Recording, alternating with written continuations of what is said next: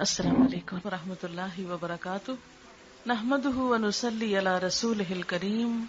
اما بعد فاعوذ باللہ من الشیطان الرجیم. بسم اللہ الرحمن الرحیم. رب اشرح لی صدری ویسر لی امری واحلل عقدۃ من لسانی یفقہوا قولی. آج میں چاہوں گی کہ اپنی بیٹی کی شادی سے متعلق چند چیزیں آپ کے ساتھ شیئر کروں. ایک حدیث کے مطابق جب کسی ایسے نوجوان کا رشتہ آئے کہ جس کے دین اور اخلاق سے تم مطمئن ہو تو نہ کرو ورنہ زمین میں فساد ہوگا.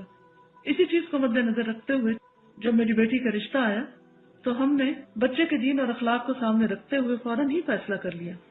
حالانکہ اس وقت اس کی کوئی جاب بھی نہیں تھی، لیکن جب سیکنڈ لاسٹ سیمسٹر کا امتحان دیا اور آخری سیمسٹر اس کا جنوری میں شروع ہو رہا تھا، اس میں یہ ہوا کہ جس دن نکاح ہوا اس دن اس کو کال آئی اور نکاح کے 2 دن بعد اس نے ایک انٹرویو دیا اور ساتھ ہی اس کی جاب بھی ہو گئی. اب یہ کہ دوپہر 12 بجے سے رات 8 بجے تک جاب پہ جائے گا اور صبح میں اپنا آخری سیمسٹر جو ہے وہ پورا کرے گا.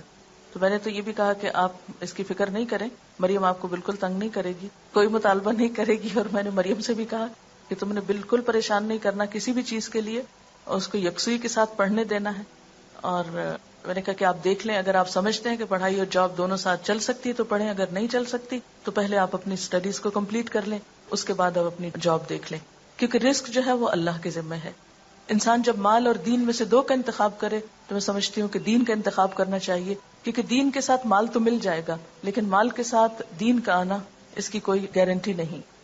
نبی صلی اللہ علیہ وسلم نے فرمایا کہ 4 چیزیں خوش قسمتی کی علامت ہے: نیک بیوی، کھلا گھر، نیک ہمسایہ، اچھی سواری. اور 4 چیزیں بدبختی کی علامت ہے: بری بیوی، برا ہمسایہ، بری سواری اور تنگ گھر. عورت سے 4 چیزوں کے پیش نظر نکاح کیا جاتا ہے: اس کے مال و دولت کی وجہ سے، حسب نسب کی وجہ سے، یا خوبصورتی کی وجہ سے، یا اس کی دینداری کی وجہ سے. اے انسان تیرے ہاتھ خاک آلود ہو، دیندار عورت سے نکاح کرنے میں کامیابی حاصل کرو. ہمیں سوچنا چاہیے کہ آخر اللہ کے رسول صلی اللہ علیہ وسلم نے دینداری ہی کو کیوں دیکھا اور کیوں معیار بنایا. آپ نے فرمایا مسلمانوں میں غریب لوگ مالداروں سے 500 سال پہلے بہشت میں جائیں گے. آپ نے فرمایا ہر امت کے لیے ایک فتنہ ہوتا ہے، میری امت کا فتنہ مال ہے. پھر اسی طرح برادری اور خاندان کو دیکھا جاتا ہے کہ کیا ذات ہے. یقین مانی مجھے ابھی تک یہ پوچھنے کا یاد ہی نہیں رہا کہ ان کی ذات کیا ہے. کسی نے جب مجھ سے پوچھا کہ ان کی ذات کیا ہے تو پھر مجھے خیال اچھا میں پوچھوں گی، اور میں جب سوچتی میں پھر بھول جاتی تھی اور ابھی تک بھولی ہوئی ہوں. کیونکہ یہ ذات اور برادریاں تو صرف پہچان ہے انسان کی، اس سے بڑی پہچان جو ہے وہ اس کی دینداری اور اخلاق ہے. اور سب آدم سے اور آدم مٹی سے بنائے گئے، اس لیے کوئی کتنی بھی بڑی ذات سے ہو اصل تو سب کی ایک ہے. پھر اسی طرح حسن و جمال یہ بھی اللہ کی دین ہے. ہر ایک کو اللہ نے پیدا کیا اور اپنی مرضی سے بنایا، کسی پر بھی اعتراض کی کوئی گنجائش نہیں. اللہ جیسے چاہتا ہے صورتیں پیدا کرتا ہے، لیکن اللہ کے نزدیک جو عزت والا ہے وہ تقوی والا ہے. پھر ایک اچھے ساتھی کے لیے دعا بھی کرنی چاہیے، استخارہ کرنا چاہیے، چھان بین یا معلومات لینی چاہیے. اور اگر پہلے سے معلوم ہو اخلاق اور کردار کا تو مزید تجسس اور پیچھا نہیں کرنا چاہیے، کیونکہ کوئی بھی انسان فرشتہ نہیں ہوتا. دنیا میں فرشتوں کی تلاش محال ہے. اور اچھے ساتھی کے لیے جو دعائیں ہیں اس میں ایک تو یہ قرآنی دعا ہے اور دوسری حضرت موسیٰ علیہ السلام کی رب انی لما انزلت الی من خیر فقیر. پھر استخارہ ہے، اور استخارہ سے کوئی غیب کی خبریں نہیں پتہ چلتی. استخارہ جو ہے وہ اللہ تعالیٰ سے ایک مشورہ ہے کہ اللہ تعالیٰ اگر یہ کام اچھا ہے تو ہمارے لیے آسان کر دے، اور اگر اچھا نہیں تو ہم سے پھیر دے. اس میں دعا استخارہ بھی دی گئی ہے CD میں، تاکہ لوگ اگر اسے دیکھیں تو آئندہ اپنے استعمال میں لا سکیں. پھر اس میں یہ ہے کہ عموماً جب رشتے کیے جاتے ہیں تو لوگ بہت آرٹیفیشل باتیں کرتے ہیں، جھوٹ سے کام لیتے ہیں، یا یہ کہ لوگوں کے اندر بگاڑ پیدا کرتے ہیں، تو اس سے بھی بچنا چاہیے. مشورہ صرف اس سے کرنا چاہیے جو آپ کو صحیح مشورہ دے، اور صرف اس تک بات پہنچائیں جس نے آپ سے مشورہ لیا ہے. یہ نہیں کہ آپ irrelevant شخص سے پوچھا، پھر اس نے ایسی باتیں آپ کو بتائیں اور پھر ان باتوں کو کھولنا شروع کر دیا اور رشتہ لیتے لیتے لوگوں کو آپس میں لڑا کے اور فساد ڈال دیا. یہ عموماً جو ہمارے ہاں دیکھا جاتا ہے وہ درست نہیں. اسی طرح یہ ہے کہ لڑکی کو دیکھ لینا چاہیے اگر لڑکے کی خواہش ہو، اور اس میں یہ ہے کہ تصویر بھی دکھائی جا سکتی ہے اور سامنے بھی دیکھا جا سکتا ہے. لیکن یہ ہے کہ اگر ممکن ہو تو پہلے سے دیکھ کر پھر پیغام بھیجا جائے، یا یہ کہ جب سب بات طے ہو جائے تو پھر آمنے سامنے لا کے دکھایا جا سکتا ہے. آپ صلی اللہ علیہ وسلم کو حضرت عائشہ کو دکھایا گیا تھا خواب میں. پھر یہ ہے کہ منگنی جب ہو جائے، بات طے ہو جائے، جس میں میں آپ کو یہ بتا دوں کہ منگنی کے موقع پر ہم نے ایسا نہ تو کوئی تقریب کی، نہ ہی کسی تحفوں کا تبادلہ کیا، نہ ہی انگوٹھی پہنائی، نہ انہوں نے انگوٹھی پہنائی، نہ ہم نے، نہ کوئی کپڑے وہ لائے، نہ ہم نے کپڑے بھیجے، نہ ہی کچھ اور. ہوا یہ کہ جب زبانی کلامی بات پکی ہو گئی تو اس کے بعد نیکسٹ ڈے جیسے ایک خوشی کے موقع پہ کچھ پھول وہ لے کر آئیں مریم کی جو ساس ہیں. جی یہ بھی بتاتی چلو کہ وہ ہماری 3rd بیچ کی اسٹوڈنٹ تھی اسلام آباد میں، اور عائشہ جو شروع میں یہاں پر کلاس انچارج کے طور پہ کام کرتی تھی وہ ان کی بیٹی ہیں، اور ان لوگوں کو کافی سال سے میں جانتی تھی، اس لیے کوئی ایسی اس میں مزید بات نہیں تھی کسی بھی پریشانی کی. تو الحمدللہ چلتے پھرتے میں ہی بات طے ہو گئی، اور جواب میں ان کی مدر کے لیے خوشبو لے کر گئی، لڑکے کے لیے نہیں، کیونکہ مائیں جو ہیں وہ بچوں کو جنم دیتی ہیں، ان کی تربیت کرتی ہیں، ان کے لیے اتنی تکلیفیں اٹھاتی ہیں. اس لیے مجھے یوں محسوس ہوتا تھا کہ یہ موقع ماں کے لیے بڑی خوشی کا ہوتا ہے نا، جب بچوں کے کوئی رشتہ طے ہوتا ہے. ٹھیک ہے بیٹے کے لیے تو بعد میں بھی کچھ ہو جائے گا، لیکن پہلے ماں کا دل خوش کرنا چاہیے. اس لیے اس موقع پر جب جوابی طور پر میں واپس گئی تو پھولوں کی بجائے ایک خوشبو چھوٹی سی لے کر گئی. پھر اسی طرح یہ ہے کہ لڑکے اور لڑکی کی تنہائی میں باتیں نہیں ہونی چاہیے، ٹیلی فون پہ لمبی لمبی گفتگو درست نہیں، چیٹنگ درست نہیں. آپ صلی اللہ علیہ وسلم نے فرمایا عورتوں سے تنہائی میں ملاقات کرنے سے باز رہو. پھر اسی طرح ہاتھ میں لانا یا خود انگوٹھی پہنانا یہ باتیں بھی درست نہیں، نبی صلی اللہ علیہ وسلم کا ہاتھ کبھی کسی عورت سے نہیں چھوا تھا. پھر اسی طرح بن سنور کر لڑکے کے ساتھ باہر ڈرائیونگ پہ جانا یا سیر و تفریح کے لیے یہ بھی درست نہیں. پھر یہ کہ رشتہ دیکھنے کے بعد بعض اوقات ہم ریجیکٹ کرتے ہیں تو اس میں طرح طرح کے نقص نکالتے ہیں، ناک ایسا ہے، قد ایسا ہے، رنگ ایسا ہے، اور اس کو ہر جگہ مشہور کرتے پھرتے ہیں. قرآن پاک میں اللہ تعالیٰ فرماتے ہیں کہ آپس میں ایک دوسرے پر تان نہ کرو، کسی کے برے نام نہ رکھو. ایمان لانے کے بعد فسق میں نام پیدا کرنا بہت ہی برا ہے. پھر اسی طرح ہمارے ہاں صرف لڑکے والے پیغام بھیجتے ہیں، لڑکی والے نہیں بھیج سکتے، بہت معیوب سمجھا جاتا ہے. حالانکہ اگر اس میں ہم دیکھتے ہیں کہ حضرت عمر کی بیٹی حضرت حفصہ جو تھی جب وہ بیوہ ہوئی تو وہ خود حضرت ابوبکر کے پاس پیغام لے کر گئے کہ میری بیٹی سے نکاح کر لو. تو اس میں کوئی معیوب بات نہیں ہے. پھر یہ کہ منگنی ہمارے ہاں ایک بہت بڑا فنکشن اور ایک بہت بڑا بوجھ بنتا چلا جا رہا ہے. منگنی کا اصل مقصد یہ ہوتا ہے کہ اس بچی کے لیے پھر کوئی اور پیغام نہ بھیجے، اس کا اعلان کر دیا جائے تاکہ یہ پتہ چلے کہ یہ بچی فلاں سے منسوب ہو چکی ہے. اور فرمایا کہ کوئی مسلمان کسی دوسرے مسلمان کے پیغام پر پیغام نہ بھیجے، نہ کوئی کسی کی فروخت شدہ چیز پہ اپنی چیز بیچے، اور نہ ہی کسی عورت کو نکاح کا پیغام بھیجے جس کے لیے کسی اور نے پیغام بھیجا ہو.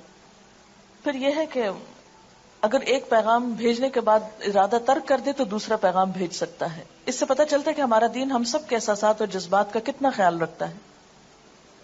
حضرت علی رضی اللہ تعالیٰ عنہ نے حضرت فاطمہ کے لیے شادی کا پیغام بھجوایا، آپ نے اسے قبول کر لیا، بس یہی منگنی تھی. کیونکہ بات انسان کی یہ عہد سب سے بڑی بات ہوتی ہے. مردوں کے لیے سونے کی انگوٹھی پہننا جو ہے وہ درست نہیں. آپ نے فرمایا کہ تم میں سے کوئی شخص آگ کے انگارے ہاتھ میں پہننا چاہتا ہے تو وہ سونے کی انگوٹھی پہن لیتا ہے.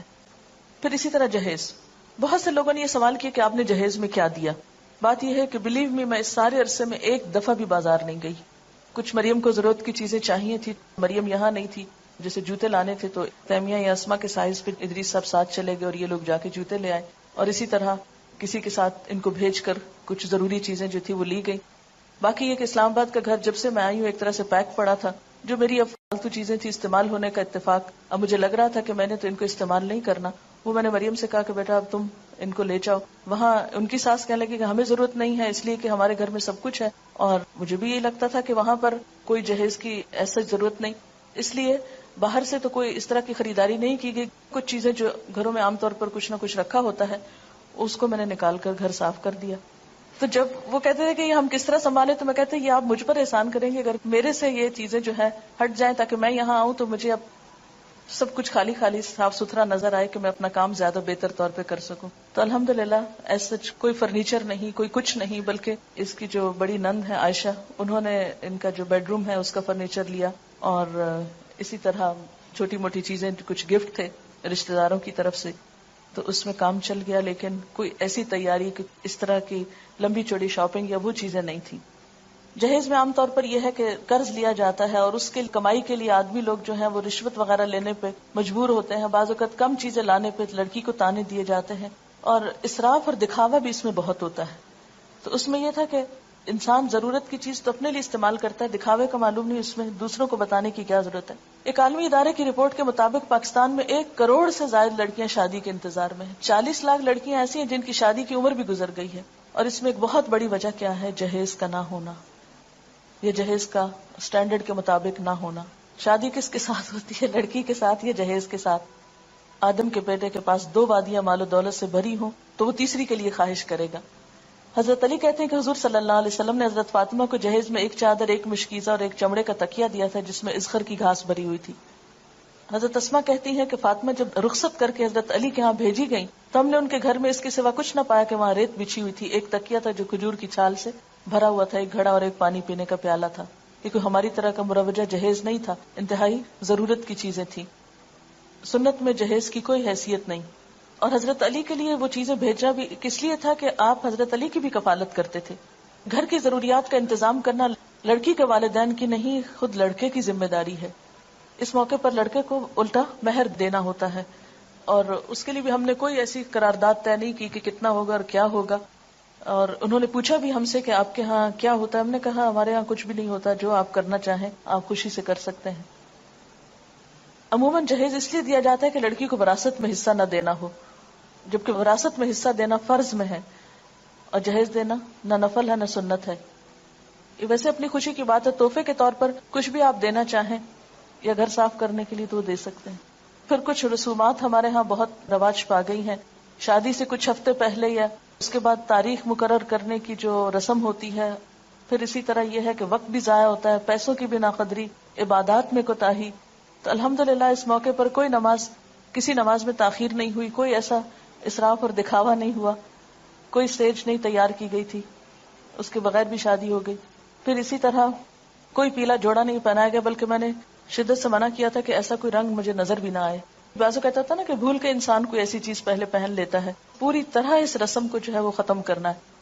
اب یہ دیکھیں، یہ 2 تصویریں ہیں، ایک انڈین تصویر ہے اور ایک پاکستانی. دونوں میں کیا فرق نظر آ رہا ہے آپ ہی پہچان سکتے ہیں، مجھے تو پہچان نہیں ہو رہی. پھر جہیز کی نمائش، یہ بھی 2 کمپیریزن ہے.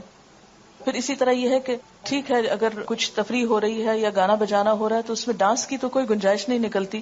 نبی صلی اللہ علیہ وسلم نے فرمایا جس گھر میں گھنگرو اور گھنٹے ہوں اس میں رحمت کے فرشتے داخل نہیں ہوتے، نہ ہی فرشتے ان لوگوں کے ساتھ رہتے ہیں جو گھنٹے استعمال کرتے ہیں.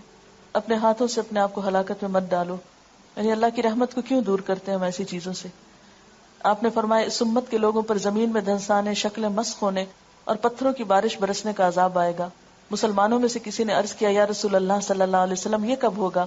آپ نے فرمایا جب گانے بجانے والی عورتیں ظاہر ہوں گی، آلات موسیقی عام استعمال ہوں گے اور شرابیں پی جائیں گی. ترمذی کی روایت ہے. پھر اسی طرح مہندی کی تقریب میں ایک دوسرے پہ طنز، برا بلا کہنا، مذاق اڑانا، یہ بھی اسلامی تعلیمات کے برعکس ہے.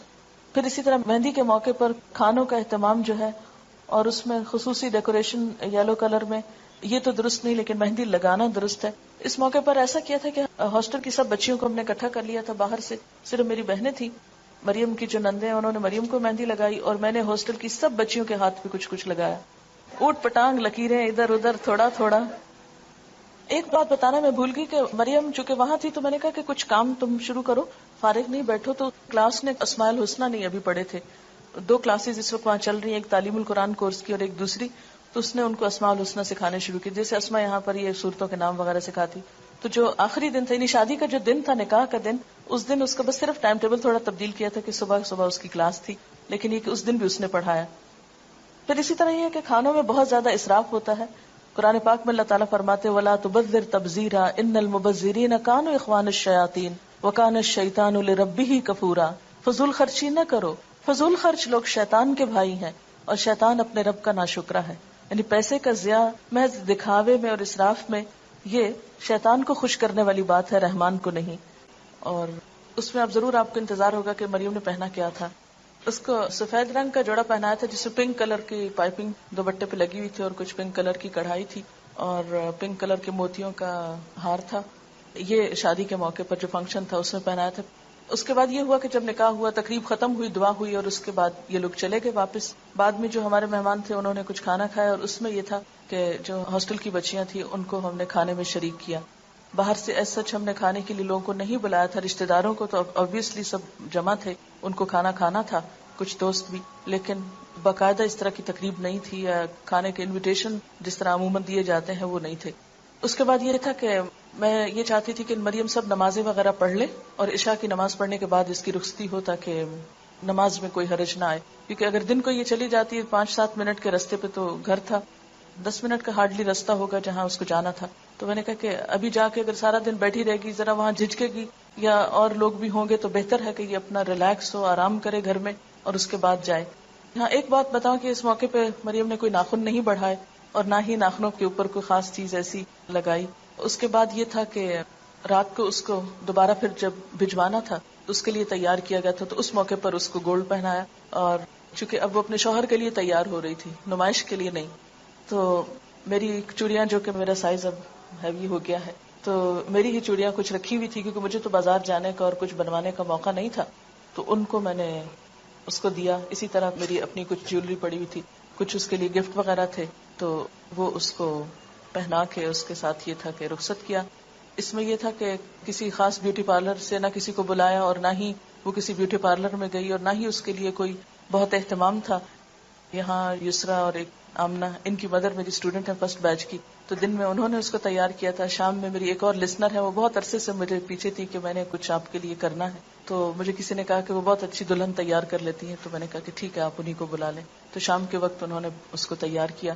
شام کے وقت اور کچھ لوگ نہیں تھے، صرف میرے بہن بھائی تھے اور میرے سسرال کے سب لوگ تھے. اور اس میں جو ٹائم تھا کہ 8:30 بجے رخصت کرنا ہے، اور جب یہ لوگ پہنچے لینے کے لیے اس وقت پھر کوئی خاص ہنگامہ نہیں ہوا. مریم سے میں نے کہا خود چلو، اور خود چل کے خیر گاڑی تک پہنچی، اس کو بٹھایا. کوئی رونا دھونا نہیں، کوئی چیخنا چلانا ہنگامہ نہیں، کوئی مصنوعی قسم کے آنسو نہیں، کچھ نہیں. لیکن دل میرا جو تھا بہت ہی، جسے کہتے ہیں نا کہ جسم کا ایک ٹکڑا انسان الگ کرتا ہے، کیونکہ حالانکہ مجھے پتا ہے پھر ملے گی یہ سب، لیکن ایک ان نون کسی میرے اندر اداسی تھی، یا ایک جیسے ایک محبت، یہ خون کا رشتہ ہوتا ہے، وہ ایک طبعی سی چیز ہے. لیکن الحمدللہ نارملی ان کو رخصت کیا، اور اس موقع پہ میں نے دعا پڑھی، استودعکم اللہ دینکم و امانتکم و خواتیم عملکم، اور ان کو بھجوا دیا. اور جو سب سے مشکل پارٹ تھا وہ یہ تھا کہ میں اپنے داماد سے حجاب کیسے اتاروں. مجھے اس قدر شرم آ رہی تھی، اس قدر شرم، کیونکہ اس دن تو میں نے خیر اتارا نہیں، وہ باہر ہی تھا بیچارہ، اندر تک نہیں آیا. لیکن اگلے دن جب صبح میں مریم ساتھ آئی تو مجھے یہ تھا کہ اب میں کیا کروں. میں چادر لی تھی، تھوڑا سا نیچے کیا، پھر تھوڑا سا، پھر تھوڑا سا. تو لیکن اس کے سسر جو ہیں ان کے سامنے میں ابھی تک نہیں جا سکی، کیونکہ میری ہمت نہیں پڑتی تھی کہ میں کس طرح ان کے سامنے جو، کہ وہ الہدا میں پہلے سے ہی الہدا کی تعمیر کرنے میں وہ کافی ایکٹیو رول ادا کرتے رہے ہیں. ہم جب یہاں آ گئے کراچی تو پیچھے سے چونکہ ادریس صاحب وہاں نہیں ہوتے تھے، تو پھر بہت سے مسائل جو مرد حل کرتے ہیں تو اس میں وہ بہت ماشاءاللہ کام کرتے رہے. وقتاً فوقت جب انہیں بلایا وہ اسی وقت اٹھ کے آ جاتے تھے. تو ان کے ساتھ کئی ایک میٹنگز پہلے ہو چکی تھی. اب مجھے شرم یہ آ رہی تھی کہ پھر میں ان کے سامنے بیٹھوں اور منہ سے کھول کے بیٹھوں، لیکن یہ ہے کہ ظاہر ہے کہ اب ایک رشتہ ہے تو انشاءاللہ نیکسٹ میٹنگ میں پھر بیٹھیں گے. اس کے بعد یہ تھا کہ جیسے میرے رشتہ دار اور کچھ اور لوگ گفٹ وغیرہ لے کر آئے تھے. باقی تو میں نے چونکہ انوائٹ نہیں کیا تھا، اور میرا مقصد یہی تھا کہ لوگوں کو کچھ لانے کی تکلیف نہ ہو. اسٹاف کے لوگوں میں سے میں نے کسی ایک کو مقرر کیا ہوا تھا کہ اسٹوڈینٹس میں سے اگر کوئی گفٹ لے کر وہاں پر آئے تو اس کو بہت پیار سے، بہت اچھے طریقے سے سمجھا دیں کہ یہ اس طرح کی شادی تو ہو نہیں رہی، تو آپ ایسا نہیں کریں. لیکن یہ کہ جو میرے بہت کلوز جاننے والے اور رشتہ دار لوگ تھے وہ جو کچھ لے کر آئے تو مجھے یہ تھا کہ یہ پھر یہاں کیا کرے گا. کچھ چیزیں تو مریم کے ساتھ چلی گئیں، اور کچھ آنے سے پہلے الحمدللہ میں اپنی الماری بالکل خالی کر کے، صاف کر کے، حساب چکا کے، یعنی جو رشتہ دار وغیرہ آئے تھے ان کو واپسی پہ میں نے، جیسے مہمان کا ایک حق ہوتا ہے، اس حق کے طور پر انہی چیزوں کا تبادلہ کر کے ادھر کی ادھر، ادھر کی ادھر، ادھر کی ادھر، سب کی سب چیزیں تقریباً نکال دی. اور ریلیکس ہو کے، بالکل فارغ ہو کے، میں 29 کو پھر ولیمہ تھا اور 31 کو میں یہاں آ گئی، کیونکہ میرا ارادہ یہ تھا کہ 1 جنوری کو ہم دوبارہ سے اپنا کام پراپر طریقے سے شروع کریں. اور اس میں بھی یہ تھا کہ جیسے 27 کو شادی تھی تو اگلے دن سیٹرڈے کو پھر میری کلاس تھی، اور پھر اسی طرح کلاس جو ہے وہ لی گئی. اور شادی کے موقع پر جیسے بارات اور سہرے کا ہوتا ہے، یہ بھی ہمیں سوچنا چاہیے کہ کس کی تقلید ہے. ہاں، بہت سے لوگوں نے پوچھا کہ مریم نے کیا پہنا، تو ان کا یہ خیال تھا شاید غرارہ یا کچھ اس طرح ہے. تو قمیض شلوار تو مجھے خیال بھی نہیں آیا کہ یہ غرارہ ضروری ہے. میں اصل میں سوچ رہی تھی کہ جو میرا ڈریس ہے وہی وہ پہن لے گی، لیکن میں پتہ نہیں کہیں رکھ کے بھولی ہوئی تھی، وہ آخری مومنٹ تک مجھے ملا نہیں، بلکہ جب وہ چلی گئی تو بعد میں مجھے نظر آیا جب چیزیں ادھر ادھر صفائی میں کر رہی تھی. تو بہرحال نکاح کے ارکان جو ہے ولی کی موجودگی ہونی چاہیے، گواہ ہو، مہر ہو، خطبہ نکاح ہو، ایجاب و قبول ہو اور اعلان نکاح ہو. یہ ہے اصل شادی. ولی کی موجودگی کیوں ضروری ہے، اس کی دلیل کیا ہے، وہ قرآن پاک میں آتی ہے. پھر اس کے بعد ولی میں کون کون لوگ شامل ہیں، پھر اگر کسی کا ولی نہ ہو تو وہ کیا کرے. نیکسٹ، زبردستی نکاح نہ کیا جائے. پھر نکاح میں لڑکی کی رضامندی ضروری ہے، اس سے پوچھا جائے. پھر اسی طرح یہ ہے کہ اگر لڑکی بولتی نہیں، خاموش رہتی، تو یہ خاموشی بھی اس کی اجازت ہے، لیکن رضامندی کے بغیر نکاح درست نہیں. پھر اسی طرح حضرت عائشہ کہتی ہیں، یہ حدیث دلچسپ ہے ذرا پچھلی والی. حضرت عائشہ کہتی ہیں کہ رسول اللہ صلی اللہ علیہ وسلم نے ان سے نکاح کیا جب ان کی عمر 7 سال تھی، اور ان کو آپ کے گھر بھیجا گیا جب ان کی عمر 9 سال تھی، اور ان کے کھلونے ان کے ساتھ تھے. جب حضور صلی اللہ علیہ وسلم فوت ہوئے تو ان کی عمر 18 سال تھی. عورت کو خود نکاح کرنے کی اجازت نہیں ہے اپنا. پھر مہر ہے، مہر کا دلیل کیا ہے، پھر مہر کی مقدار کتنی ہے. اس میں ہم حضرت عبد الرحمن بن عوف کی مثال دیکھتے ہیں کہ انہوں نے سونے کی گٹلی کے وزن پر عورت سے شادی کی. آپ نے فرمایا مبارک ہو، ولیمہ کرو، چاہے ایک بکری ہی کیوں نہ. ازواج مطہرات کے مہر جو تھے، حضرت عائشہ نے فرمایا کہ 12 اوقیہ اور 1 نش. پھر حضرت عائشہ نے پوچھا نش جانتے ہو کیا ہے؟ ابو سلمہ نے کہا نہیں. حضرت عائشہ نے فرمایا نصف اوقیہ اور یہ 12.5 اوقیہ 500 درہم بنتا ہے، یعنی 500 درہم ازواج مطہرات کا مہر تھا، جو اچھی رقم ہے. اور حضرت ام حبیبہ کا مہر جو تھا وہ 4000 تھا، 4000 درہم. قبول اسلام کو مہر قرار دیا گیا حضرت ام سلیم کی طرف سے. بہترین نکاح وہ ہے جو آسان ہو. ہمارے ہاں جو 32.5 روپے حق کے مہر ہے، اس کی کوئی حقیقت نہیں. پھر اسی طرح گواہوں کا موجود ہونا، گواہوں کے بغیر نکاح نہیں ہوتا. آپ نے فرمایا جو عورت ایسا کرتی وہ زنا کرتی. خطبہ نکاح میں ہم دیکھتے ہیں کہ 3 آیات میں 4 دفعہ تقوی کا حکم ہے کہ اللہ سے ڈرو تو زندگی اچھی گزرے گی. پھر ایجاب و قبول ہوتا ہے. 3 دفعہ پوچھا جاتا ہے لڑکے سے کہ اس حق کے مہر کے عوض یہ لڑکی تمہیں قبول ہے. جب وہ 3 دفعہ ہاں کرتا ہے تو پھر نکاح کی گرہ لگ جاتی. نیکسٹ. اس میں آڈیو لیکچر بھی CD کے اندر موجود ہے، وہ سنا جا سکتا ہے. مبارکباد کے کلمات مسنون. آپ نے فرمایا حلال اور حرام کے درمیان فرق کرنے والی چیز دف ہے، یعنی اعلان نکاح ہے. پھر عورت جب گھر آئے تو اس کے لیے دعا کرنی چاہیے. پھر دعوت ولیمہ ہے، اور یہ دعوت بھی اپنی حیثیت کے مطابق کرنی چاہیے، اور اس میں بھی اسراف اور دکھاوا نہیں ہونا چاہیے. ایک موقع پر آپ نے جو پکا کر کسی جگہ پر کھجور اور منقع اور خوشگوار پانی کہیں کھانا، یعنی مختلف طریقہ سے ولیمے کی دعوت کی گئی. آپ نے فرمایا ولیمے کا کھانا برا کھانا، وہ کھانا برا ہے جس میں خوشحال اور دولت مند لوگوں کو بلایا جائے اور فقراء کو چھوڑ دیا جائے. اس موقع پر ہمیں ایک تھوڑی سی مشکل یہ ہوئی، جیسے ولیمہ کی دعوت تھی، انیشلی جو انہوں نے انویٹیشن دیا، یہ ہمارے ہاں عام طور پر شادی کا جو خرچہ ہوتا ہے اس کی تھوڑی سی، مثلا 8 لاکھ روپے 5 لاکھ روپے جو لوگ خرچ کرتے ہیں ایک عام شادی پر، اور اس کے مقابلے میں آپ دیکھیں کہ اللہ تعالیٰ کیا فرماتے ہیں، جو لوگ محض اپنا مال لوگوں کو دکھانے کے لیے خرچ کرتے ہیں اور در حقیقت نہ اللہ پر ایمان رکھتے ہیں نہ روز آخرت پر، سچ یہ ہے کہ شیطان جس کا رفیق ہوا اسے بہت ہی بری رفاقت میسر آئی. یعنی دکھاوے کے لیے اتنی رقمیں اڑانا جو ہے یہ سراسر غیر اسلامی ہے. آپ دیکھیں کہ تقریبات کے موقع پر 100 روپے فی کس کے حساب سے 8 روپے کا کھانا روزانہ پک رہا ہے، یہ ایک اخبار میں آیا تھا. یعنی روزانہ شہر میں جو کھانا پکتا ہے، ایک شادی میں نہیں کئی شادیوں کو جب ملایا جاتا ہے، 8 کروڑ روپے. یعنی اگر 100 روپے پر پرسن کا کھانا ہو تو ایک دن میں جو پک رہا ہے. پھر اسی طرح ہر سال پاکستانی 150 ارب روپے کا گوشت کھاتے ہیں. پھر اسی طرح دوسری طرف ہم دیکھتے ہیں کہ پاکستان کی 25% آبادی غذا کی کمی کا شکار ہے. 30% کھانا روز ضائع ہوتا ہے. صرف کراچی میں 2 کروڑ روپے مالیت کا کھانا روزانہ جھوٹا کر کے چھوڑ دیا جاتا ہے. یہ اخبار کے اسٹیٹسٹکس ہیں. یہ اعداد و شمار ہم سے کیا تقاضا کرتے ہیں؟ پاکستان کی کل آبادی 13 کروڑ ہے، اس میں سے 4 کروڑ 20 لاکھ لوگ، آبادی کا 30% حصہ انتہائی غریب ہے. 4 کروڑ 70 لاکھ لوگ، آبادی کا 62% لکھنا پڑھنا نہیں جانتے. 76% عورتیں پڑھی لکھی نہیں. 80 لاکھ بچے اسکول نہیں جاتے.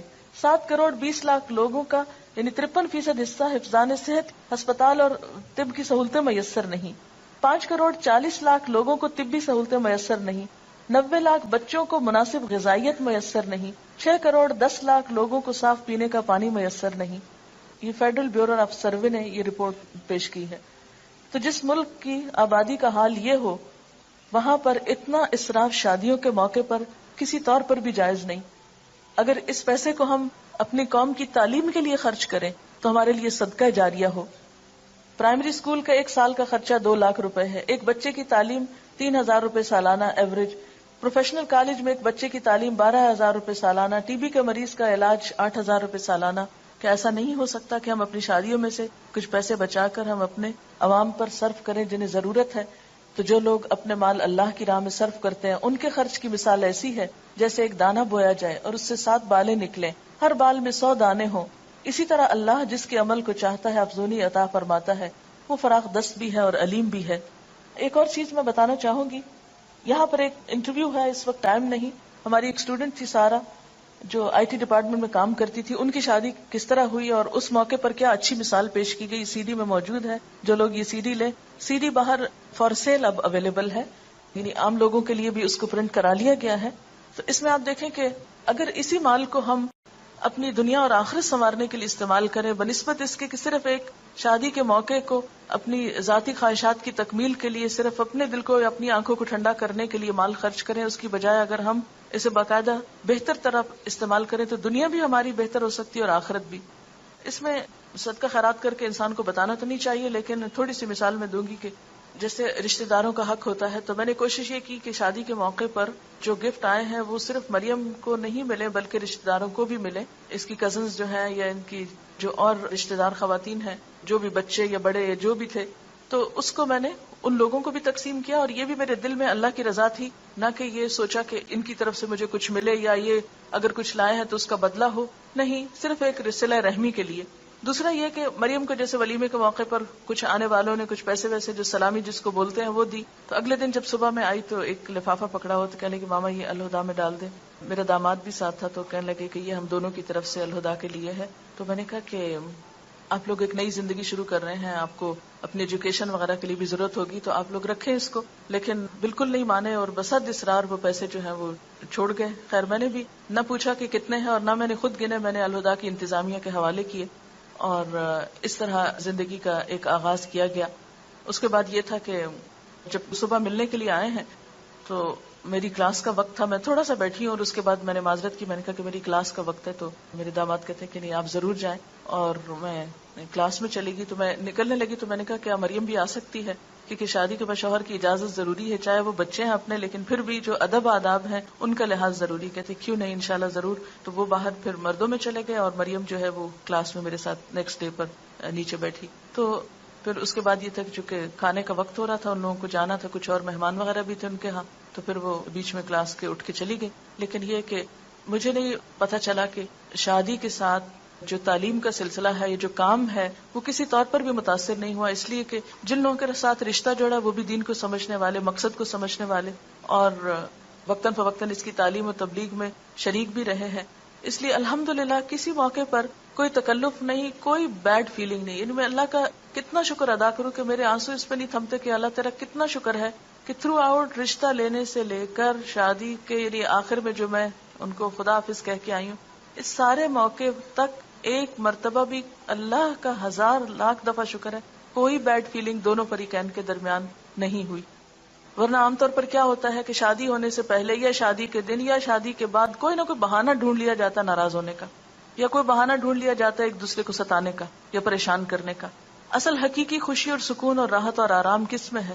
مال و دولت کے دکھاوے یا اسراف اور لباس اور ان چیزوں میں نہیں ہے۔ اصل خوشی یہ ہے کہ انسانیت کا احترام ہو، ایک دوسرے کی عزت کی جائے، ایک دوسرے کو اس کا مقام دیا جائے، ایک دوسرے کی قدر پہچانی جائے، اور اس کا پورا لحاظ رکھا گیا۔ الحمدللہ دونوں طرف سے رکھا گیا، اس میں میرا کوئی کمال نہیں ہے یا میری طرف سے نہیں ہے۔ اگر ظاہر ہے کہ وہ لوگ کوآپریٹ نہیں کرے تو ہم کیا کر سکتے ہیں، لیکن چونکہ رشتہ اگر دین کی بنیاد پر ہوتا ہے اور دین کی روح اور اسپرٹ کو جاننے والے لوگ موجود ہوں تو پھر بہت سے معاملات طے کرنے میں مشکل نہیں ہوتی۔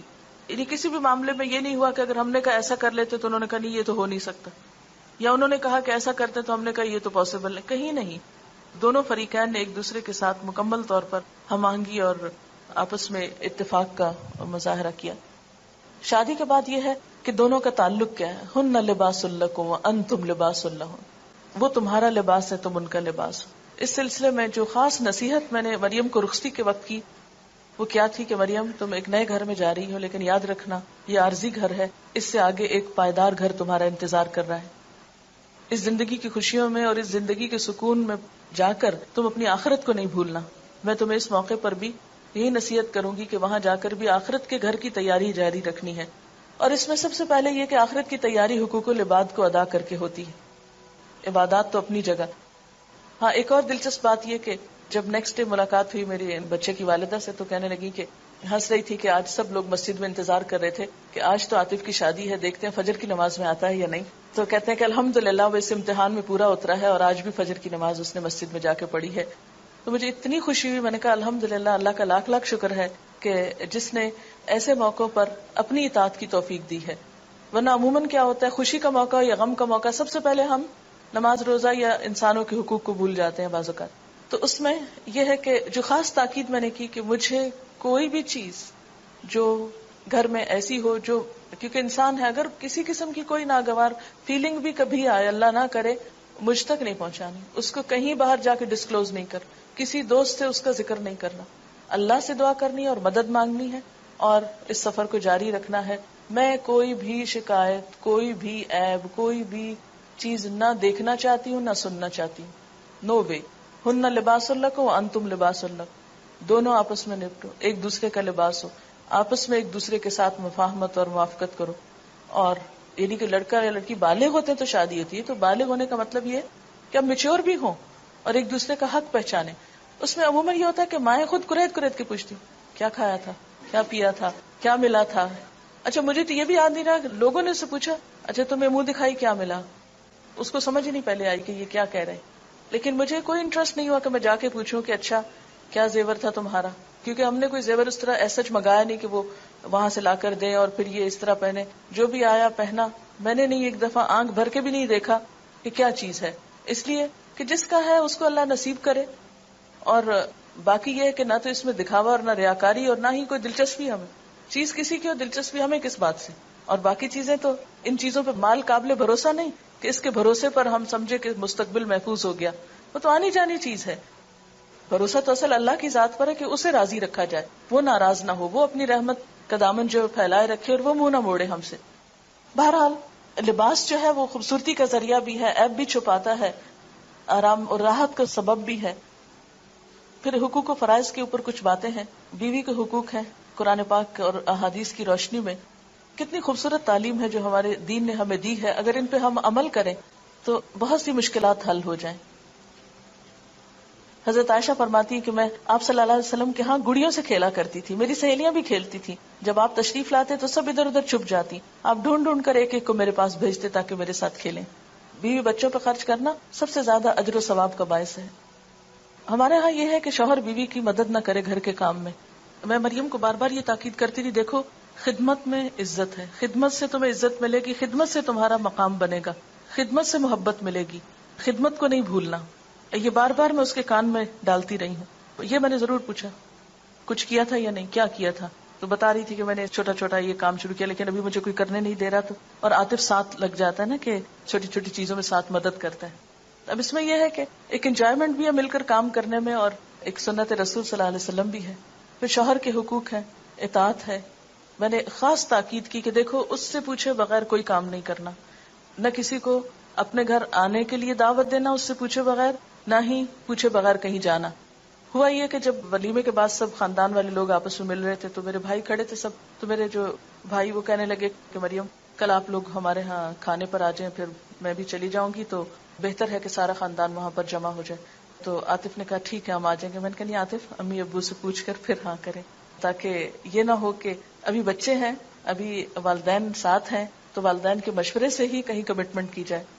تو مریم کو بھی بار بار میں یہ تاکید کرتی رہی، دیکھو پوچھے بغیر خود سے فیصلے نہیں کرنے بیٹھ جانا، ساتھ لے کر سب کچھ چلنا. قیامت کے دن اللہ تعالیٰ اس عورت کی طرف نظر اٹھا کے نہ دیکھے گا جو شوہر کی ناشکری ہوگی، حالانکہ عورت کسی وقت بھی شوہر سے بے نیاز نہیں ہو سکتی. نبی صلی اللہ علیہ وسلم نے فرمایا مومن کے لیے خوف خدا کے بعد سب سے زیادہ مفید اور باعث خیر نعمت نیک بیوی ہے. جب وہ اسے کسی کام کا کہے تو خوشی سے کر دے، جب اس پہ نگاہ ڈالے تو خوش کر دے، جب اس کے بھروسے پہ قسم کھا بیٹھے تو قسم پوری کر دے، جب وہ کہیں چلا جائے تو اس کے پیچھے اپنی عزت و آبرو کی حفاظت کرے، شوہر کے مال و اسباب کی نگرانی میں شوہر کی خیر خواہ اور وفادار رہے. پھر یہ کہ سسرال سے اچھا سلوک جب تک نہ ہو اس وقت تک بات نہیں بنتی. تو اس پر بھی ایک آڈیو لیکچر ہے چھوٹا سا. کیا ہم نے کبھی سوچا ہم اخلاق سے وہ فتح حاصل کر سکتے ہیں جو بڑی بڑی جنگوں سے حاصل نہیں ہوتی، یعنی دلوں کو تسخیر کر کے ان پہ حکمرانی کر سکتے ہیں. دعا بھی مانگنی چاہیے، ربنا هب لنا من ازواجنا وذرياتنا قرة اعین واجعلنا للمتقین اماما. یہ سی ڈی یہاں کی ملٹی میڈیا ڈپارٹمنٹ نے تیار کی تھی اور یہ اب سیل کے لیے اویلیبل ہے. جو بھی آج کل شادیوں کا موسم ہے، آپ خرید کر لوگوں کو شادی کے تحفے کے طور پر دے سکتے ہیں. ہو سکتا ہے کوئی بات ان کی سمجھ میں آ جائے اور ان کی زندگی بھی سنور جائے انشاءاللہ تعالی. جو لوگ شادی پر گئے ہوئے تھے تو میں چاہ رہی تھی کہ وہ بھی اپنی تھوڑی سی فیلنگ بتا دیں تو اچھا ہے. السلام علیکم. میڈم نے سب کچھ خود ہی بتا دیا سارا. میرے ذہن میں بھی یہی سب باتیں تھیں، لیکن ایک چیز جو مجھے وہاں فیل ہوئی وہ یہ کہ اصل میں اس دن کلاس میں جب یہ شادی کا سب کچھ فنکشن ہو رہا تھا تو دل خوش تھا بہت زیادہ. ہم اور کچھ نہیں کر رہے تھے، یا تو سوائے اس کے کہ اگر نظمیں پڑھ رہے تھے لوگ تو ہم بھی شامل ہو جائے یا پھر تکبیرات، لیکن فیلنگز یہ تھیں کہ ہم ٹوٹلی انوالو ہیں اس خوشی میں. اور مجھے قرآن مجید کی وہ آیت یاد آ رہی تھی جس میں آپ صلی اللہ علیہ وسلم کے بارے میں کہا گیا نا کہ ان کو اس لیے بھیجا گیا تاکہ وہ تمہارے اوپر جو بوجھ لادے گئے ان کو اتاریں. تو مجھے بھی یہ شادی دیکھ کر ایسا لگ رہا تھا جیسے ہمارے اوپر سے بہت سارے بوجھ اتار دیے گئے ہوں نا، بہت ریلیکس کر دیا ہمیں. تو اسی وجہ سے اندر دل خوش تھا کہ بہت ہلکی شادی لگ رہی تھی، خوشی بھی بہت زیادہ تھی اور کوئی مشکل اور کوئی بوجھ اس طرح کی کوئی چیز فیل نہیں ہو رہی تھی. اس کے علاوہ میں نے میڈم سے بہت سیکھا اس میں یہ کہ ایک تو میڈم کی خوشی سے کہ عموماً مائیں بہت غمگین اور اس طرح کی نظر آتی ہیں، لیکن الحمدللہ کہ ان کو دیکھ دیکھ کے اور بھی زیادہ خوشی ہو رہی تھی. اور پھر جب کھانے کا ٹائم تھا ہمارا تو سب لوگ کھانا کھا رہے تھے، مہمان وغیرہ جو یہاں سے کچھ لوگ گئے ہوئے تھے اور بھی جو کچھ لوگ مہمان کے طور پہ آئے ہوئے تھے. تو میڈم خود ان سب کو دیکھ رہی تھی. میں کھا رہی تھی اور میں نے ایک دم دیکھا جب میڈم ادھر ادھر گھوم رہے ہیں، پوچھ رہے ہیں کہ آپ لوگوں نے لیا یا نہیں لیا، آپ کو کچھ چاہیے یا نہیں چاہیے. تو مجھ سے کھایا نہیں جا رہا تھا، مجھے سمجھ نہیں آ رہا تھا کہ اب میں اٹھ کے ان کو بٹھاؤں کیسے ان کو کہوں کہ میں چیک کرتی ہوں. لیکن ہر کوئی منع کر رہا تھا میڈم کو کہ آپ لیں آپ بیٹھے، لیکن وہ ہر ایک کپ کے پاس جا جا کر خود چیک کر رہی تھی. تو میں نے بہت سیکھا کہ ہم بالکل ایسے موقعوں پر کاموں سے فارغ ہو کر بیٹھ جاتے ہیں نا، ایسے موقعوں پر بھی اتنی مصروفیت کے باوجود بھی ان چیزوں میں خود انوالو رہنا. تو اور یہی چیز میں نے ولیمے میں بھی میڈم سے بہت سیکھی کہ تھوڑی دیر ایک جگہ میڈم بیٹھ رہی تھی اور جب ایک ہلکا بن جاتا تو میڈم ہاتھ چھوڑ کے کسی اور جگہ پہ جا کے بیٹھ جاتی. جب وہاں پر مزید ایک ہلکا بنتا کچھ باتیں کر آتی تو پھر کہیں اور چلی جاتی. ایسا جب کھانے کا ٹائم ہوا تو سب کو میڈم نے خود کہا کہ آپ لوگ اٹھیں اور لیں. الگ سے میڈم نے اپنے لیے کھانا نہیں لگوانے دیا کہ الگ ٹیبل لگے اور وہاں پہ بیٹھ کے کھائیں. تو اور خود میڈم نے پھر اپنے لیے کھانا لیا جس طرح باقی سب مہمان لے رہے تھے، تو اسی طرح میڈم نے خود ڈالا بھی لیا بھی. اور جیسے میڈم بتا رہی ہیں کہ میڈم نے مریم کو نصیحتیں کی اپنے سسرال کے بارے میں اور ان چیزوں کے بارے میں، تو اسی طرح جب میڈم کھانا کھانے لگی ولیمے والے دن تو میں میڈم کے پاس ہی بیٹھی ہوئی تھی. اتنے کچھ مہمان آئے تو میں تو نہیں جانتی تھی ان کو، لیکن میڈم نے ان کو ایک دم دیکھا اور ایک دم کھڑی ہو گئی، کہتی ہے میرا سسرال تو اب آیا. اور میڈم فوراً آگے گئی اور جا کے وہیں اپنی سب چیزیں چھوڑ کے اور جا کر ان کو ملی اور پھر اپنی ساس کو انہوں نے آ کے بٹھایا چیئر پہ اور باقی سب لوگوں کا مجھے بھی بتایا کہ میری فلاں میری یہ ہے فلاں میری یہ ہے. تو میں نے بہت سیکھا کہ جو نصیحتیں وہ اپنی بیٹی کو کر رہی ہیں وہی ساری چیزیں ان کی اپنی پریکٹیکل لائف میں بھی ہیں. تو اللہ کرے کہ ہم سب ایسی ہی بنے.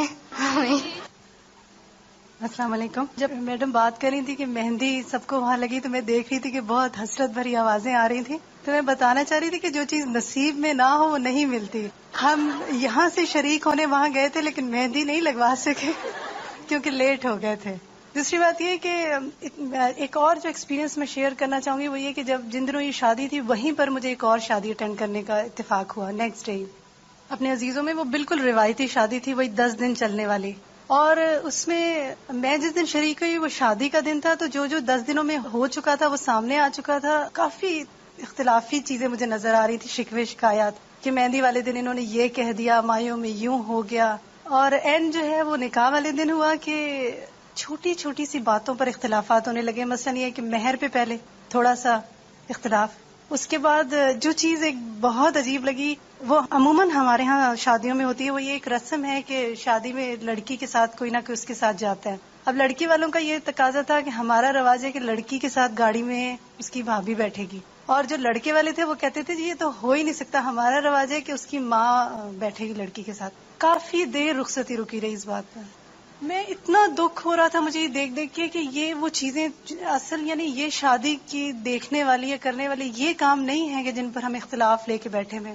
پھر ہوتا یہ کہ جب بعد میں کئی سالوں بعد بھی وہ بات ہوتی تو یہ بات آتی کہ ہاں آپ لوگوں نے تو شادی کے موقع پہ بھی ہمارے ساتھ یہی کیا تھا. ہم بھولتے نہیں نا کیونکہ بیس خراب بن گئی. واپس جب ہم آئے ہیں تو جو ایک اور ایکسپیرینس ہے وہ یہ کہ سب سے زیادہ جو سوال مجھ سے پوچھا گیا، سب سے پوچھا گیا ہوگا وہ یہ کہ مریم نے پہنا کیا تھا. اچھا ان کو جب بتاتے تھے کہ جیسے میڈم نے کہا کہ آف وائٹ سا سوٹ تھا لائٹ کام والا، تو اتنا بڑا سا کوسچن مارک جو تھا نا وہ چہروں پہ بھی نظر آتا تھا. اور یہ پوچھا جاتا تھا کہ بس یہ ہی یعنی غرارے کے بغیر ہی، مطلب یہ کہ غرارے کے بغیر نکاح کیسے ہو گیا. کیونکہ ہمارے یہاں تو لازم و ملزوم ہے نا بہت ہیوی جوڑا 40-50 ہزار کا اور نکاح. لیکن الحمدللہ ہم سب تیار بھی ہوئے, ہم نے بھی اچھے کپڑے پہنے, وہاں سب نے پہنا, کھایا پیا بھی, انجوائے بھی کیا, اور شادی بھی ہو گئی اور سادگی کے ساتھ ہو گئی الحمدللہ. السلام علیکم. اور سب باتیں تو بتا دی آپ لوگوں کو. میں جو شیئر کرنا چاہوں گی وہ یہ کہ مہندی جو لگ رہی تھی اس میں پتہ چلا کہ میڈم لڑکیوں کے ہاتھوں پہ اللہ لکھ رہی تھی. تو خیال یہ ہے کہ جو دل میں ہوتا ہے نا انسان کے اوپر چھایا ہوا ہو وہی پھر اس کے ہاتھ سے بھی نکلتا ہے اور زبان سے بھی نکلتا ہے. اور پھر یہ کہ مجھے بھی ایک اور شادی میں جانے کا اتفاق ہوا. شادی تو ابھی شروع نہیں ہوئی تھی, ابھی تیاریاں ہی ہو رہی تھی, لیکن اتنی تیاریاں تھیں اور اتنے پریشان تھے وہاں کے لوگ. تو میں سوچ رہی تھی کہ یہاں پر ہمیں پتہ چلا کہ شادی کا مینیو بھی ایک دن پہلے ہی پوچھا گیا, ڈیسائیڈ کیا گیا, اور لوگ پریشان تھے کہ کیا مینیو ہوگا, لیکن میڈم بڑے آرام سے تھیں اور ایک دن پہلے مینیو ڈیسائیڈ ہوا جو کہ گوشت کا سالن تھا اور مٹر چاول تھے, اور بہت ہی لذیذ بنا ہوا تھا کھانا. اور زیادہ پرلطف بات یہ تھی کہ میڈم ہماری میزبانی کر رہی تھی اور اٹھا کے پوچھ رہی تھی. اور مجھے یہ خیال آ رہا تھا کہ یہاں ہم اپنے استاد کی مہمان بننے میں اتنے خوش ہیں, تو جنت میں جب اللہ تعالیٰ ہماری مہمانی کریں گے تو ہم کتنے خوش ہوں گے. اور پھر یہ کہ شادی میں یوں ہی ہوتا ہے نا کہ ہم چاہتے ہیں کہ ہم کو امپورٹنس ملے, ہم جاتے اس لیے ہیں نا. اور ہوتا یوں ہے شادیوں میں کہ لوگ لڑکے لڑکی والے اپنے میں مصروف ہوتے ہیں, ایک دوسرے کو دیکھتے ہیں, ایک دوسرے کے کپڑے دیکھتے ہیں. یا ایسا کوئی جھنجھٹ نہیں تھا نا ایک دوسرے کے کپڑے دیکھ کے پریشان ہو. ہم لوگ کا سفر کراچی سے شروع ہوا, اس وقت سے لے کر اینڈ تک میڈم کو اپنے مہمانوں کی بڑی فکر تھی. وہ کب آئے, کہاں بیٹھے, کیسے رہے, انہوں نے گھوما پھرا یا نہیں, اور کیا کیا کیا, وہ سب چیزیں ہم لوگوں نے بہت زیادہ انجوائے کی. السلام علیکم ورحمۃ اللہ وبرکاتہ. مریم کی شادی بالکل آل ٹوگیدر ایک بہت ڈفرینٹ ایکسپیرینس تھا, اور ظاہر بات ہے اور سب لوگوں کی طرح مجھے بھی بہت شوق تھا, اور یہ آنر لینا کہ میڈم جو ہے ہماری میزبان ہو, یہ ساری چیزیں بہت زیادہ مجھے فیسنیٹ کری تھی. اللہ تعالیٰ نے مجھے وہاں پہنچا بھی دیا. جو چیز مجھے سب سے زیادہ خوبصورت اور اچھی لگی اور دل چاہا کہ یہ ایسی چیز سارے معاشرے میں ہو, وہ یہ تمام غیر ضروری چیزیں جن کے اوپر ہم اتنا ایمفیسائز کر دیتے ہیں اور اصل چیز جو لڑکی کی تربیت ہے وہی بھول جاتے ہیں. اور اس میں میڈم کو میں نے ایک ایسی ماں کے رول میں دیکھا. مجھے معلوم ہے اداس تھی میم, یہاں تک آنے کے بعد بھی اداس تھی, اور ان کو ریکور ہونے میں یہ پورا ہفتہ لگا ہے, آئی نو دیٹ. لیکن انہوں نے مریم کے سامنے جن جذبات کا اظہار کیا جو کہ اس کو حوصلہ دینے کے لیے بہت زیادہ فائدہ مند تھا. اور پھر میں نے دیکھا کہ جذبات پر کنٹرول, کہ چونکہ ماں خود ہی پریشان ہو کہ ہلکان ہو کہ لڑکیوں کو اتنا انسیکیور کر دیتی ہیں کہ وہ لڑکیاں جا کر اگر وہاں پہ سسرال سیکیور کرنے والی بھی ہو تب بھی وہ سیکیور نہیں ہو پاتی, کیونکہ ماں ہی انسیکیور کر رہی ہوتی ہے ان کو.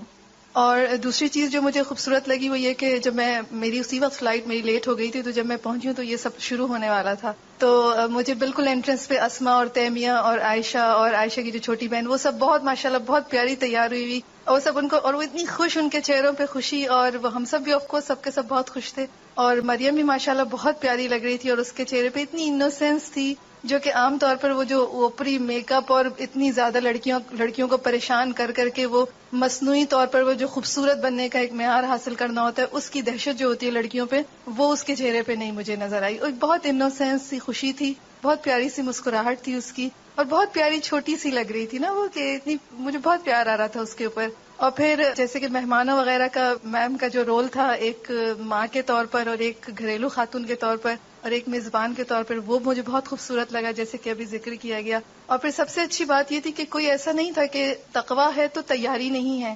ولیمے والے دن بھی ماشاءاللہ سب کے سب اتنے اچھے تیار ہوئے تھے, میم بھی اتنی پیاری لگ رہی تھی, اور سب لوگ کے پہچانے نہیں جا رہے تھے. مجھے بھی کوئی نہیں پہچان رہا تھا اور میں بھی کسی کو نہیں پہچان رہی تھی. الحمدللہ that was the beautiful part کہ ہم الحمدللہ جب خوشی کا موقع آئے گا تو سب کے سب اچھے سے تیار بھی ہوں گے, سب زینت بھی کریں گے. And that was totally segregated شادی, یہ لائک ولیمہ جو تھا ٹوٹلی سیگریگیٹڈ تھا. یہاں پر بہت زمانے بعد میں نے کوئی بہت اچھی سیگریگیٹڈ شادی دیکھی جس میں کہ بہت اچھا تیار ہونے کا موقع ملا. اور یہ ہوا کہ ون آن ون سیگریگیشن تو ہوتا ہے لیکن کانسٹنٹلی ویٹرز وغیرہ یا کچھ نہ کچھ آتے رہتے ہیں, لیکن یہاں پر ایسا کچھ نہیں ہوا. اور مریم بھی کوئی ایسی بہت آرٹیفیشل دلہن کے طور پر نہیں بیٹھی ہوئی تھی, بلکہ وہ بھی بہت کیجول سی تھی. اور آف کورس میم کی میزبانی تو کہ وہ ہمیں اصرار کر رہی تھی کہ آپ لیں, دیٹ واز دا آنر, جو کہ واقعی بہت ہی خوبصورت لگا. اور اس ساری چیز میں مجھے یہ بات یہ لگی کہ جو شخص جس کی زندگی میں مقاصد ہوں, ایک ٹرو پرپز ہو, جیسے کل بھی ہم بات کر رہے تھے خوشو کی, کہ وہ ٹوٹلی فوکسڈ ہوتا ہے, تو یہ زندگی کی ساری چیزیں تو ساتھ چلتی ہیں. وہ اسی کے اندر وہ ساری چیزیں اسی ایک مقصد کو سرو کر رہی ہوتی ہے. اور مجھے یہ ساری چیز لگی جیسے مریم کی شادی بھی جو ہے وہ ایک اس مقصد کی طرف لوگوں کو لانے کا ذریعہ بن گئی. جیسے اب یہاں پہ ہم کراچی میں بھی ہم اتنے سارے لوگ سن رہے ہیں اور ہم جنہوں نے دیکھا جو گئے پھر یہ سی ڈی جائے گی, یعنی پھر وہ ساری چیزیں وہ سارے کام جو کہ عام لوگوں کی زندگی میں چلتے ہیں اسی طرح ان لوگوں کی زندگیوں میں بھی چلتے ہیں جن کی زندگی میں مقاصد ہوتے ہیں, لیکن پھر وہ سب کے سب اس مقصد کو سرو کرتے ہیں. اور اب میں نے دیکھا کہ بغیر کسی ایکسٹرا میڈم کو کوئی چھٹیاں نہیں لینی پڑی یا کچھ ایسا نہیں ہوا اور اس کے باوجود بھی وہ کام ہو گیا. اس کا مطلب ہے ایک بہت آسان اور خوبصورت کام جس کو ہم نے اتنا بھونڈا اور مشکل والا بنا لیا ہے کہ اس میں ساری توجہ وہ جو صرف ظاہری اس پہ رہتی ہے اور لڑکیوں کی تربیت یا ماں کا جو رول ہے یا خاندان کا جو رول ہے اس سے ہٹ جاتی ہے سب کی توجہ. جیسے کہ ابھی وہ بتا رہی تھی کہ لڑائیاں شروع ہو گئیں, اب اس میں کسی نے فوکس نہیں کیا کہ وہ جو لڑکی جا رہی ہے وہ جس لڑکی کی شادی ہو رہی ہے ان کو کیا کرنا ہے. اصل تو کام یہ ہے نا اس شادی کا. تو اللہ کرے کہ یہ شادی ایسی ہوئی ہو کہ جس کی وجہ سے بہت ساری شادیاں بہت اچھی ہو جائیں اور بہت ساری دعائیں ہماری ان دونوں کے لیے. اور مجھے ایئرپورٹ پہ آتے ہوئے میم کو وہ خداحافظ کرنے آئی تھی تو میں میڈم کو یہ دیکھ رہی تھی کہ میڈم نے بہت خوش اور نارمل اور بہت پرسکون سے انداز میں اس کو خداحافظ کر رہی تھی اور وہ دونوں بھی بہت خوش ماشاءاللہ لگ رہے تھے. تو بہت ساری دعاؤں کے ساتھ ہم سب کی دعائیں ان کے ساتھ ہیں اور اللہ تعالیٰ ہمارے معاشرے میں ایسی ہی شادیاں سمپل اور جو کہ انسانوں کے رویوں اور انسانوں کے جذبات اور بہترین اخلاق کے ساتھ اور شرافت اور دینداری کے ساتھ ہوں, ایسی ہی شادیاں ہوں. مریم اور میرا ساتھ کافی رہا کیونکہ ہم لوگوں کی ایج بالکل سیم ہے تو ہم لوگوں کی دوستی بھی بہت زیادہ ہے. اور اب جو مجھے لگتا ہے وہ یہ کہ میرے گھر ایک دوست آئی ہوئی ہے بس, اور کچھ بھی نہیں. ایک نند اور بھابھی کا کانسیپٹ بالکل نہیں ہے. جب ابھی فرحت آنٹی نے کہا کہ نند آ رہی ہے تو مجھے بہت عجیب سا لگ رہا تھا کہ پتہ نہیں کیا چیز آ رہی ہے. بالکل دوستوں سا رویہ ہے ہم لوگوں کا. اور میری چھوٹی بہن کہہ رہی تھی کہ پتہ نہیں جب مریم آئے گی تو میں اس طرح لیٹ سکوں گی کہ نہیں اس بیڈ پہ یا نہیں. اور وہ شاید اگلا ہی دن تھا کہ وہ اس طرح لیٹی ہوئی اور کہہ رہی تھی عظمیٰ یاد ہے نا میں تمہیں کہہ رہی تھی کہ میں اس طرح لیٹ سکوں گی کہ نہیں. اتنی یعنی جلدی فرینکنیس ہو گئی کیونکہ ہم لوگوں کے مائنڈ سیم تھے, ہم لوگوں کی باتیں سیم تھی اور ہم لوگوں کا ایم انشاءاللہ سیم ہے اور سیم رہے گا. ایک اور چھوٹی سی بات جو کہ سر کے حوالے سے کہ اتفاق سے سر ولیمے کے نیکسٹ ڈے مجھے ملے الہدا میں, تو میں نے ان کو سلام کر کے مبارکباد دی. اور میرے ساتھ ایک اور میری کولیگ تھی تو انہوں نے پوچھا سر کیسا فیل ہو رہا ہے آپ کو, تو انہوں نے کہا کہ تھوڑی دیر وہ رکے پھر کہنے لگے کہ ایک پلا پلایا بیٹا مل گیا. اور میں یہ سوچ رہی تھی کہ کتنی پازیٹیوٹی, دین انسان کو کتنا پازیٹیو بنا دیتا ہے کہ انہوں نے یہ نہیں کہا کہ ہاں بیٹی چلی گئی گھر خالی ہو گیا. انہوں نے اپنے ایکسپریشن کا اظہار کیا کہ دکھ ہوا لیکن آج جب میں نے صبح اس سے ملا تو میرا مطلب وہ دکھ یا اداسی ختم ہو گئی. لیکن پہلی جو بات ان کی زبان سے نکلی وہ اتنی پازیٹیو بات تھی کہ انہوں نے کہا مجھے پلا پلایا بیٹا مل گیا. جب مریم اور وہ دونوں مل کے ماما مجھے کہتے ہیں تو مجھے اتنا عجیب لگتا ہے کہ اتنا بڑا بیٹا ماشاءاللہ. اور کوئی فوٹو سیشن نہیں ہوا. مجھے بس تھوڑا سا افسوس یہ تھا کہ میرا انیشلی پروگرام یہی تھا کہ اس کلاس میں یہاں پر سب ہوگا, لیکن بس اللہ کو شاید یہی منظور تھا کہ وہاں جا کر مجھے لگا کہ مریم تھوڑا سیٹل ہو رہی ہے موسم کے اعتبار سے. اور پھر میں نے کہا کہ اب اس میں مجھے پھر ایک بلا وجہ کا تکلف لگا کہ مریم کو واپس لاؤں, خود آؤں, اور ساتھ یہ ہے کہ یہ سب لوگ وہاں سے ٹریول کر کے یہاں آئیں, یہاں سے صرف نکاح کر کے پھر واپس جائیں, پھر ولیمہ کریں. موسم کا اتنا فرق ہے, ان لوگوں کے لیے پریشانی ہوگی. تو میں نے کہا کہ ہم نے تو آنا ہی ہے ولیمے پہ, کیوں نہ ہم یہیں آ جائیں اور یہیں سے نکاح ہو جائے. تو اس سہولت کو دیکھ کے پھر میں نے, اور پھر یہ کہ میری بھی اور ادریس صاحب کی سب رشتہ دار اور فیملی وغیرہ جو تھی وہ اسی طرف رہتے ہیں, تو مجھے یہ تھا کہ ان سب میں سے کچھ کو تو کراچی آنا پڑے گا. بےچارے آئیں گے اور رہ بھی نہیں پائیں گے اور پھر الٹے پاؤں واپس پھر جائیں گے, پھر وہاں ولیمہ اٹینڈ کریں گے, تو سب کو زحمت دینے والی بات ہے. لیکن یہ کہ انشاءاللہ اگر اللہ تعالیٰ نے پھر کوئی موقع زندگی میں دیا یہاں تو کسی اور موقع پر صحیح انشاءاللہ. السلام علیکم. الحمدللہ مجھے بھی موقع ملا جانے کا. بالکل ڈفرینٹ ایکسپیرینس تھا. جو کچھ دیکھا وہ مجھے ایسا لگتا ہے میں بتا نہیں سکوں گی. اور الحمدللہ اتنی خوشی تھی کہ کئی بار آنکھوں میں آنسو آتے تھے, اور کہ اللہ تعالیٰ اس دنیا میں آج کل کے دور میں اس طرح کی شادی کو, یعنی جو کچھ میڈم اس سے پہلے نکاح کے درس میں جو کچھ کہتی رہیں تو وہ انہوں نے عملی طور پہ کر کے دکھایا. اور سب سے بڑی بات یہ ہے کہ وہاں کا پریمیسز مجھے بہت اچھا لگا. الہدا کا جو سارا سیٹ اپ ہے وہ بہت اچھا تھا, اور دعا میری ہر دم یہی رہی کہ اللہ تعالیٰ ہمیں اس طرح کی یہاں پر بھی ایک جگہ عطا فرمائے. آپ سب لوگ اس دعا کو ضرور کیا کریں. ٹھیک ہے, جزاک اللہ. عام طور پر مجھے کاموں میں رات کافی دیر ہو جاتی ہے سونے میں, لیکن حیرت کی بات ہے کہ شادی سے ایک رات پہلے میں تقریباً رات 9 ساڑھے 9 بجے سو گئی. اور پتہ نہیں مجھے نیند آنے لگی اور نماز مجھے نہیں پڑھنا تھی، تو میں نے کہا چلے میں تھوڑا سا لیٹ جاتی ہوں. جو لیٹی تو میں گہری نیند سو گئی اور سویرے اٹھی. تو میں سوچ رہی تھی کہ عام طور پر شادیوں پر لوگوں کی نیند کتنی خراب ہوتی ہے اور کتنے رات کو دیر سے سوتے ہیں، پھر صبح کی نماز نہیں ہوتی، پھر دن میں نمازیں جاری ہوتی ہیں. اس سے ایسا لگا کہ جیسے میں کافی پچھلے دنوں ٹریول کر رہی تھی، پہلے اسلام آباد تھی، پھر کراچی آئی، موسم بدلا، پھر واپس اسلام آباد. تو اس کی وجہ سے وہ ایک ابھی تک میں روٹین میں نہیں جیسے آ پا رہی تھی. لیکن اس نیند نے مجھے اتنا فریش کر دیا کہ اگلے 2 دن جو تھے وہ میرے لیے بہت آسان ہو گئے. اس موقع پر ایک دعا میں نے سب کے لیے کی تھی کہ اللہ تعالیٰ میری ساری روحانی بیٹیوں کی شادیاں بہت اچھی جگہ اور بہت جلد ہو جائیں. سبحانک اللہم و بحمدک نشہد ان لا الہ الا انت نستغفرک و نتوب الیک. والسلام علیکم و رحمۃ اللہ وبرکاتہ.